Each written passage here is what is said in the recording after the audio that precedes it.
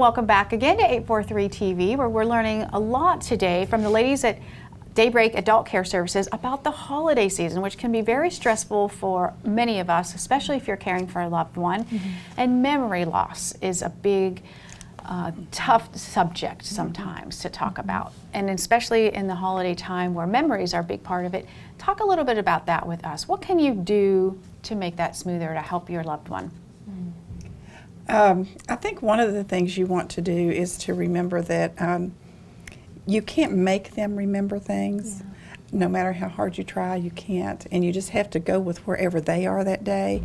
You know, trying to orient someone to, oh, Mom, it's 5 days before Christmas. That means not a whole lot to them, or the year doesn't mean a whole lot to them. But if they think it's 1935 and they're going to be getting ready to go somewhere, find out where they're going and who they're going with. You know, go where they are. That's a lot more fun. Just roll with it. Yeah, just roll with it. Sure. And if you're making holiday plans, try to include them. Sometimes we forget that people, when they get older and even when they have memory loss, it's important for them to feel valuable, like they can contribute in some way. So maybe if you're baking cookies, they can help press the cookie press down. Or I know one time I worked in a nursing home and I had the guys help me do a Christmas tree. Well, they don't have that dexterity to put the little thing on the bulb and hang it on the tree, but they could take tinsel and they could throw that up there on the tree and put that on there. So find some little simple things that they can do that will make them feel like they're really a part of the celebration and what they do is valuable. Maybe they can help you put some things in a gift bag. They couldn't do the tape and the paper and the scissors, but they could put something maybe in a gift bag if you kind of are there to walk them through the steps, because people with memory loss, they lose the power of sequencing. They can't think, if I'm going to wrap this, I have to do this, this, and this. So you really have to walk them through that, but that's okay because they're going to feel included, and that's what you want, is that feeling of relationship. These are really good tips.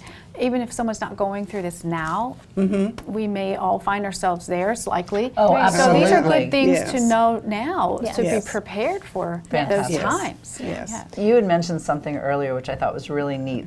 KISS. KISS. Keep it simple, silly, which I love. Talk a little bit more. So what are some more ideas in that category? Oh, let me think. Oh, not to put you on the spot. You know, and it's almost enough just to say, and I even like the silly there, because it reminds us that we need to go a little easy on ourselves. And it's not like keep it simple, stupid. No. You know, just keep it simple, lighter. Just don't overthink it. Just, you know, and I loved your that suggestion, just taking someone for a drive to see the Christmas lights. You know, that's lovely. And put humor in it. That's like we talked about in the other segment. Or you might go through old pictures when past Christmases. They may remember and they may not. Don't ask them if they remember. Just say, oh, Mom, I remember when you made this dress for me and I was so proud of it on Christmas and it made me feel so good. And you're talking about the emotions and the relationship again, because that's the important thing at Christmas, leaving is the relationship. Details out of it, kind of just going about in a simple way, lightweight way, and not getting too detail oriented, because that can be a little I love that challenging. idea of looking at the pictures, and that's an emotional and sentimental time for the one explaining it too. So that's almost a therapeutic process for both, isn't it? To step away for a moment from that interaction just with the loved one. We all have those Christmas letters we send out. You know, here's what's going on in our lives. We all receive them too. You know, what is the appropriate way to discuss a loved one's diagnosis when you're sending a letter out to family and friends and updating them during the holidays? Well, we have a letter that we use here at DayBreak, and we can offer it to anyone that needs it. So if you need it, please contact the office, and we can help you with that. But basically just a simple letter stating, you know, if you're coming over for the holidays this year, or if you're going to be seeing us coming up, these are some of the things that are different with my loved one and your loved one. Here's some things to do, here's some things not to do, to say, not to say, just to kind of make it an easy, smooth process for everyone. Let's face it, some of those family gatherings could be very awkward and create tensions and so forth. So that's a good tip. You know, and people want to be a part and they want to come and be there, and sometimes they don't realize that that can be overwhelming.